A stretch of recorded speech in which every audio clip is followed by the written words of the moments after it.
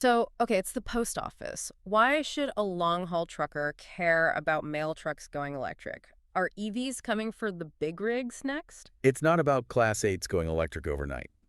Not yet, anyway. But it's a huge real-world test case.